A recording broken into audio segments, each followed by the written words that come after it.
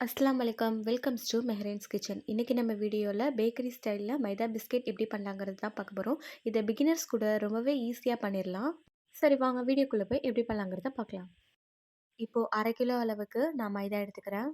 1/2 kilo மைதாக்கு நான் இப்போ காட்டுறேன் இல்லையா, இந்த 1 கப் அளவுக்கு நான் வந்து சீனி சேர்த்துக்கிறேன். இத நம்ம மிக்ஸியில போட்டு பவுடரா அரைச்சு எடுத்துக்கலாம். இது கூட நான் 1 டீஸ்பூன் அளவுக்கு சால்ட் சேர்த்துட்டு, சுகரையும் பவுடர் பண்ணி இது கூட சேர்த்துக்கிறேன். இப்போ நான் சுகர் எவ்வளோ அளவு எடுத்துக்கிட்டேனோ, அதே அளவுக்கு நான் நெய்யும் சேர்த்துக்கிறேன். நெய்ய நான் டைரக்ட்டா சேர்த்துக்காம, காய்ச்சிட்டு அதுக்கப்புறமா இது கூட சேர்த்துக்கிறேன். இப்போ இது எல்லாத்தையும் எந்த கட்டிகளும் இல்லாம நல்லா மிக்ஸ் பண்ணிக்கலாம். உங்ககிட்ட மெஷரிங் கப் இல்லைன்னா, நான் இப்போ காட்டுறேன் இல்லையா இந்த டம்ளர் அளவுக்கு நீங்க சுகர் ஆட் பண்ணிக்கலாம். அதே அளவுக்கு நீங்க நெய்யும் சேர்த்துக்கலாம். இப்போ இது எல்லாத்தையும் நல்லா ஒண்ணா பசஞ்சதுக்கப்புறமா, இப்போ நான் பண்றேன் இல்லையா, கையில இந்த மாரி எடுத்து பார்க்குறேன் இல்லையா, இந்த மாரி எடுத்து பார்க்கும்போது இந்த மாரி உடைஞ்சு வரணும். இந்த ஸ்டேஜ்ல நீங்க கொஞ்சம் கொஞ்சமா தண்ணி ஆட் பண்ணிக்கிட்டு, நம்ம சப்பாத்தி மாவு பெசையிற பதத்துக்கு அந்த மாரி உருட்டி வச்சுக்கலாம். இப்போ நம்ம இத ஒரு 15 மினிட்ஸ்க்கு வச்சிரலாம். அப்பதான் வந்து மாவு நல்லா சாஃப்ட் ஆகி வரும்.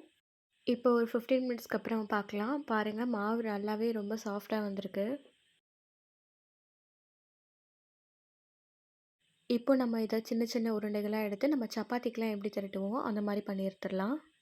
இத நம்ம பண்ணும்போது நம்ம சப்பாத்திக்குலாம் ரொம்ப வந்து ஃப்ளாட்டா பண்ணுவோம்ல, அந்த மாரி பண்ணாம கொஞ்சம் மொத்தமாவே பண்ணலாம். அப்பதான் வந்து சாப்பிடுறதுக்கும் ரொம்ப கிரிஸ்பியா இருக்கும். இத ஒரு ரவுண்ட் ஷேப்க்கு உருட்டிட்டு, நான் இப்போ கட் பண்றேன் இல்லையா, சின்ன சின்ன பீஸா, அந்த மாரி வந்து நீங்களே வந்து ஒரு ஸ்கொயர் ஷேப் இல்ல உங்களுக்கு எந்த மாரி ஷேப்ல விருப்பம் இருக்கோ, அந்த மாரி ஷேப்ல வந்து கட் பண்ணி எடுத்துக்கலாம்.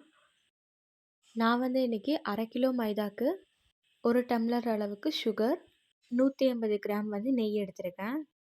பிகினர்ஸா இருக்கும்போது நான் சொன்ன ரேஷியோலயே பண்றப்போ, இந்த பிஸ்கெட் ரொம்பவே சாஃப்ட்டா வந்துரும்.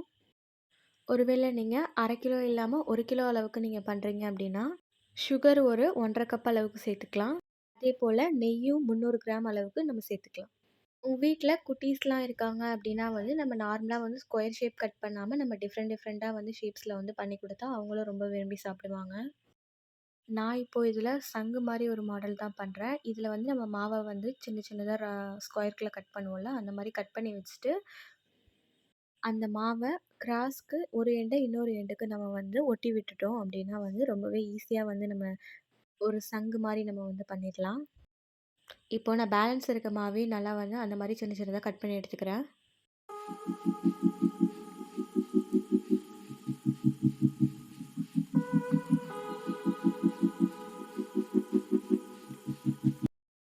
இப்போ நம்ம எண்ணெயில போட்டு பொரிச்சு எடுத்துடலாம். எண்ணெய் நல்லா சூடாக்கட்டும். எண்ணெய் நல்லா சூடானதுக்கப்புறமா நம்ம வந்து ஒண்ணு ஒண்ணுத்தா இதில வந்து போட்டுறலாம்.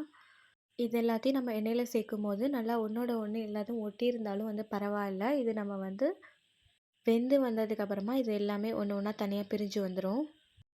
இது எல்லாத்தையும் வந்து நம்ம நல்லா மிக்ஸ் பண்ணி விடணும். நல்லா வந்து அடிக்கடி திருப்பி விட்டா தான் வந்து உள்ள இருக்க மாவும் வந்து நல்லா வெந்து வரும்.